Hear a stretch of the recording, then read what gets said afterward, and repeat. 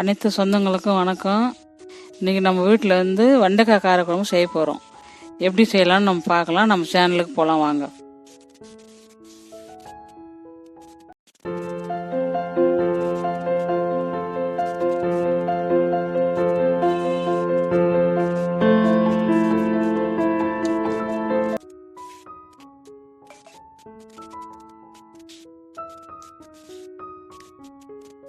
பாருங்கள், அதுக்கு தேவையான பொருளெல்லாம் எடுத்து வச்சுருக்கேன்.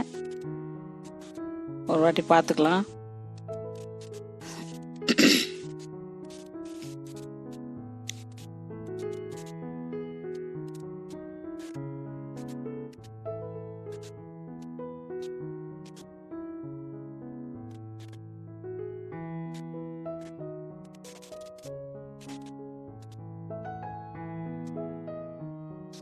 இப்போ வெண்டைக்காய் வெட்டி வச்சுக்கிறோம். அது வந்து வெறும் கடாயில் போட்டு நம்ம வதக்குறோம். எண்ணெய்லாம் எதுவுமே போடாமல் சும்மா ஒரு வானலில் வறுத்துக்கலாம். அது வாங்க கொஞ்சம் நல்லா வதங்குற மாதிரி சிம்பிளே வச்சு வதக்கணும். கருகாமல் வதக்கலாம். எண்ணெய் காஞ்சிச்சு, கடுகு போடலாம்.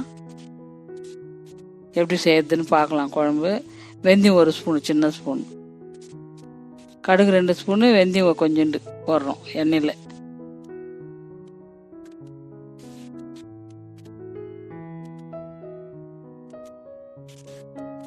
இப்போ கடாயில் போட்டு வாட்டுறோம். அதை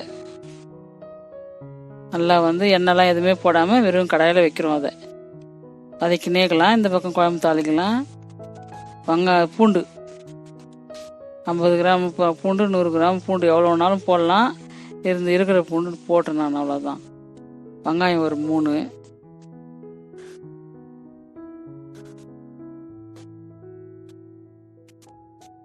கருவேப்பிலை கொஞ்சம், இதெல்லாம் போட்டு நல்லா வதக்கலாம். சால்ட்டு போட்டுக்கலாம். வெங்காயம் அப்போ சீக்கிரம் வதங்கும். எடுத்து வச்சுருக்கிற சால்ட்டு, இந்த குழம்புக்கு தேவையான சால்ட்டு நம்ம எவ்வளோ செய்கிறோமோ அவ்வளோ திட்டமாக போட்டுக்கலாம்.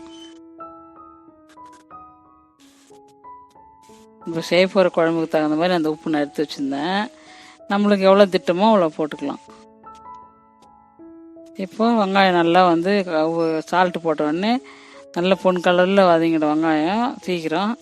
வதங்கினோடனே ஒரு 3 தக்காளி வெட்டி வச்சுக்கிறோம். தக்காளி போட்டுக்கலாம். இப்போ தக்காளி போட்டுக்கலாம். தக்காளி போட்டு நல்லா வந்து வதக்கலாம்.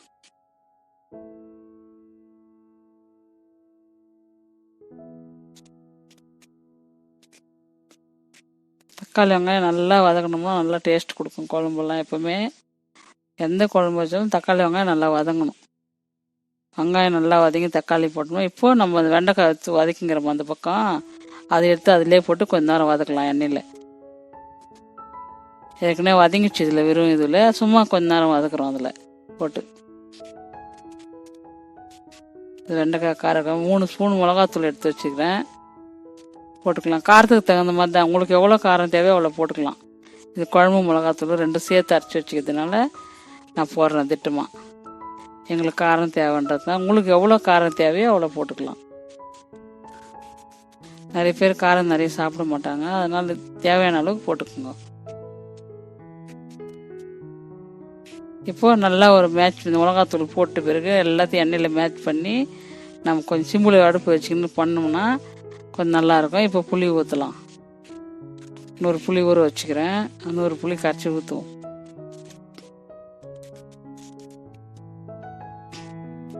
இப்போ புளி ஊற்றினோன்னா ஒரு அடியில் பிடிக்காமல் இருக்கிறதுக்கு கலக்கி விட்டு திருப்பி ஊற்றலாம்.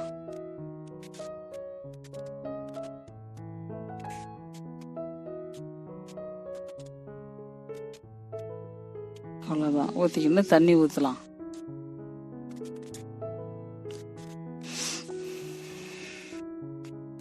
தேவையான அளவுக்கு தண்ணி ஊற்றினா கொஞ்சம் கொதிக்கணும் இல்லையா? கொதிச்சு நல்லா அந்த எரிப்பாசனம்லாம் போகணும்ல, தண்ணி சுண்டணும். அதனால் தண்ணி தேவையான அளவுக்கு ஊற்றிக்கலாம். ஊற்றிட்டு கலக்கிட்டு மூடி போடலாம். மூடி போட்டு நல்லா 2 கொதி வரட்டுன்னு அப்புறம் கொஞ்ச நேரம் எடுத்துகிட்டு சிம்பிள் வைக்கலாம்.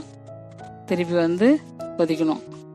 அது மாதிரி கொச்சிச்சுன்னா குழம்பு நல்லா காயில் காரம் ஊறும், நல்லா டேஸ்ட் கொடுக்கும். இப்போ கொச்சிச்சு பெரிய கொதி. இப்போ நம்ம கொஞ்சம் கலக்கிட்டு நம்ம சிம்பிள் வைக்கலாம். கொஞ்ச நேரம் சிம்பிள் வச்சா அந்த தண்ணியெலாம் கொஞ்சம் சுண்டும், கொஞ்சம் கொதிக்கும் நல்லா.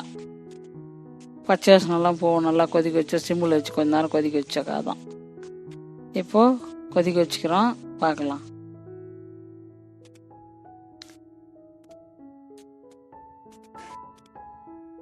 நல்லா திருப்பி பெரிய கொதி வைக்கிறோம், கொதிக்குது. இப்போ வந்து ஒரு ஸ்பூன் வெல்லம் போடுறேன். ஏன் வெல்லம் போடுறேன்னா டேஸ்ட் நல்லா கொடுக்கும். காரம் அதிகமாக இருந்தால் கூட கொஞ்சம் அதுக்கும் செட் ஆகும். வெண்டைக்காய் கார குழம்புக்கு அதுக்கும் டேஸ்ட் இருக்கும். நல்லா இனிப்பெல்லாம் இருக்காது, கரெக்டாக இருக்கும். சாப்பிட்டு பாருங்கள். சாப்பிட்டு பார்த்து எது இருந்தாலும் கமெண்டில் சொல்லுங்கள், நான் பதில் சொல்கிறேன். இப்போ நம்ம கொத்தமல்லி போடுவோம். கொத்தமல்லி போட்டு ஆஃப் பண்ணி மூடிடுவோம்.